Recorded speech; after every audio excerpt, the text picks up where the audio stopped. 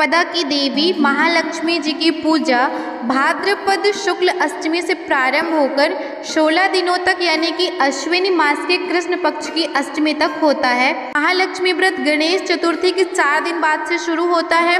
इस बार महालक्ष्मी का व्रत 22 सितंबर 2023 यानी कल से प्रारंभ हो जाएगा, जो कि 6 अक्टूबर 2023 तक चलेगा।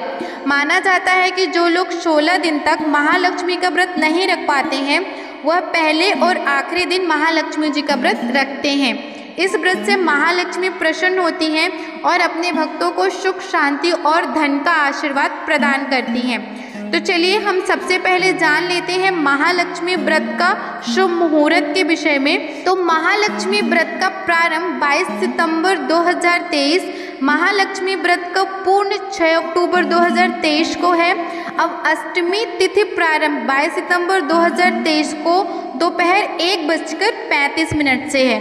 अष्टमी तिथि जो समाप्त होती है वो 23 सितंबर 2023 को दोपहर 12:17 पे है। महालक्ष्मी व्रत की पूजा विधि के विषय में जान लेते हैं। तो सुबह जल्दी उठकर स्नान आदि करें और स्वच्छ वस्त्र धारण कर लें। इसके बाद कलश की स्थापना करनी चाहिए।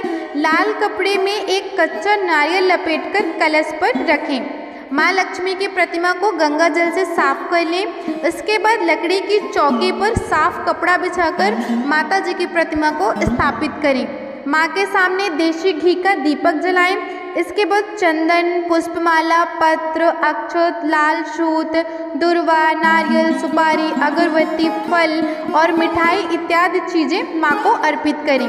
आप चाहें तो 16 दिनों तक अखंड ज्योत जला सकते हैं। अगर संभव नहीं है तो बस सुबह और शाम को दीपक जला लेना चाहिए। इसके बाद आपको व्रत का संकल्प लेना है और माता जी की आरती करनी है।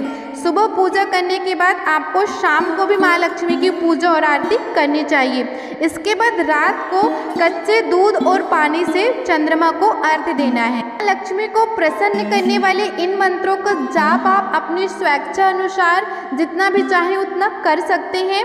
तो ये मंत्र हैं ओम श्रीम नमः, ओम विष्णु प्रियाय नमः, ओम महालक्ष्मे नमः। मंत्रों के जाप से माँ लक्ष्मी बहुत ही शीघ्र प्रसन्न होती हैं। तो आपको पूजा के समय और व्रत के समय इन मंत्र का जाप अवश्य रूप से कर लेना चाहिए। घर की आर्थिक परेशानी को दूर करने के लिए अगर आपने महालक्ष्मी का व्रत रखा है तो मैं आपको बता दूं कि स्कंद पुराण और दूसरे ग्रंथों में भी बताया गया है कि अगर घर में सदैव आर्थिक परेशानी बनी रहती है तो उन लोगों को महालक्ष्मी का व्रत अवश्य करना चाहिए, क्योंकि इससे आपको शीघ्र ही लाभ प्राप्त होगा। व्रत रखकर आपको ओम लक्ष्मे नमः, ओम लक्ष्मे नमः, ओम लक्ष्मे नमः इस मंत्र का 16 बार प्रतिदिन जाप करना है। इस मंत्र के 16 बार प्रतिदिन जाप करने तथा महालक्ष्मी के व्रत रखने से आपके घर की सारी आर्थिक समस्याएं दूर हो जाएंगी और आपके घर में भी धन दौलत की कोई कमी नहीं रहने वाली है। हर हर महादेव, नमस्कार, स्वागत है आप सभी का एक बार फिर से भक्ति संगम में, जहां पर हम बात करते हैं शास्त्र ज्ञान और भगवान की।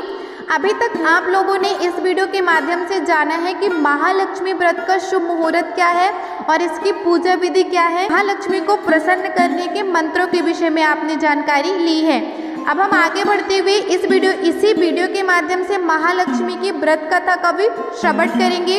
तो मेरा आप सभी लोगों से अनुरोध है कि अगर आपको वीडियो अच्छी लगी है तो वीडियो को लाइक कीजिए और अगर आप हमारे चैनल को पहली बार विजिट कर रहे हैं तो चैनल को सब्सक्राइब कीजिए।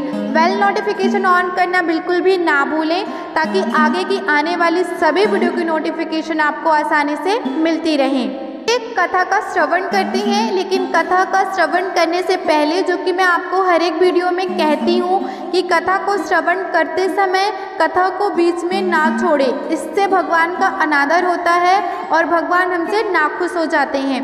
तो आप सभी लोग माँ लक्ष्मी को नाखुश नहीं करें और उनको प्रसन्न करने के लिए अपने हाथ में अक्षत और चावल लें। इसके बाद माता लक्ष्मी का मने मन स्मरण करें और पूरे श्रद्धा और भक्ति भाव से कथा का श्रवण करें। पौराणिक कथा के अनुसार एक गांव में एक गरीब ब्राह्मण रहा करता था और वो भगवान विष्णु का बहुत बड़ा भक्त हुआ करता था। ब्राह्मण रोजाना पूरे विधि विधान से विष्णु भगवान की पूजा पाठ किया करता था। एक दिन उसकी भक्ति से प्रसन्न होकर विष्णु भगवान ने उसे साक्षात दर्शन दिए और उस ब्राह्मण से एक वरदान मांगने के लिए कहा। तब ब्राह्मण ने अपने घर में माता लक्ष्मी का निवास होने की इच्छा जाहिर की। इस पर भगवान विष्णु ने कहा कि ब्राह्मण, मैं तुम्हारी पूजा से अत्यंत प्रसन्न हूँ। मैं तुम्हें लक्ष्मी प्राप्त का समस्त मार्ग बताता हूँ। इसके बाद भगवान विष्णु ने लक्ष्मी प्राप्त होने का संपूर्ण विधान बताया। विष्णु भगवान ने कहा कि पास के मंदिर के सामने एक स्त्री आती है और वह यहाँ आकर उपले बनाती है। तुम उस स्त्री को अपने घर आने का आमंत्रण देना, वही लक्ष्मी माँ है। यह कहकर विष्णु जी अंतर्ध्यान हो जाते हैं। उसके अगले दिन जब ब्राह्मण मंदिर के पास गया तो उसने उस स्त्री को उपले थापते हुए देखा, तो ब्राह्मण ने उन्हें अपने घर आने का निवेदन किया। ब्राह्मण की बात सुनकर माता लक्ष्मी ने ब्राह्मण से कहा कि मैं तुम्हारे साथ जरूर चलूँगी, लेकिन उससे पहले तुम्हें महालक्ष्मी का व्रत करना होगा। 16 दिन का व्रत करने और 16वें दिन चंद्रमा को अर्घ्य देने से तुम्हारी सभी मनोकामनाएं पूर्ण हो जाएंगी। ब्राह्मण ने माता लक्ष्मी के कहे अनुसार 16 दिनों तक महालक्ष्मी का व्रत किया और 16वें दिन चंद्रमा को अर्घ्य दिया।